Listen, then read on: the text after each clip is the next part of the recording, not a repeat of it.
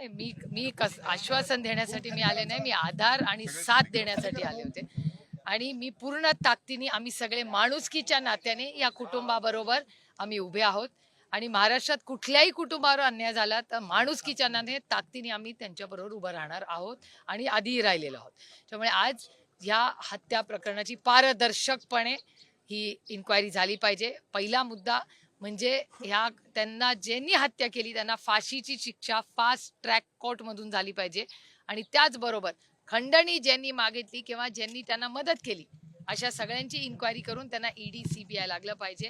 आणि कारण काय देशाचा कायदा येतो आणि CDR सगळ्यांचे फोन हे CDR सगळ्या महाराष्ट्राला सत्य हे बाहेर आलं पाहिजे. आणि जे कृष्णा आंधळे मिसिंग आहेत गेले 2 महिने झाले ते सापडलेच पाहिजेत. असं कसं होईल की माणूस नुसता गायब झाला, असं शक्य तरी आहे का? शिवसेनेला वाय दर्जाची सुरक्षा देण्यात आली होती गुवाहाटीला असताना. मला याची काय माहिती नाही. मला याची काय माहिती नाही. नाराज आहेत असं पण समजतंय, शिवसेना नाराज आहे. मला याच्यातलं काही माहिती नाही. आज मी देशमुख कुटुंब आणि मुंडे कुटुंब या दोघांना मी भेटायला इथे आले आणि दोन्ही कुटुंबाला न्याय देण्यासाठी आज आम्ही इथे आलेलो आहोत. मी माननीय मुख्यमंत्र्यांना कालच रिक्वेस्ट टाकलेली आहे की त्यांनी आज आणि उद्या आम्हाला सगळ्यांना वेळ द्यावा. मी रिक्वेस्ट टाकलेली आहे. अपेक्षा आम्ही वाट बघतोय की ते मी समजू शकते की ते व्यस्त असतील. त्यामुळे त्यांच्या सोयीने ते जेव्हा कधी आज म्हणजे मी रिक्वेस्ट टाकलेली आहे, वेळ मिळाली की मी तुम्हाला कळवेन. धनंजय मुंडे यांच्या राजीनाम्याची मागणी करणार का?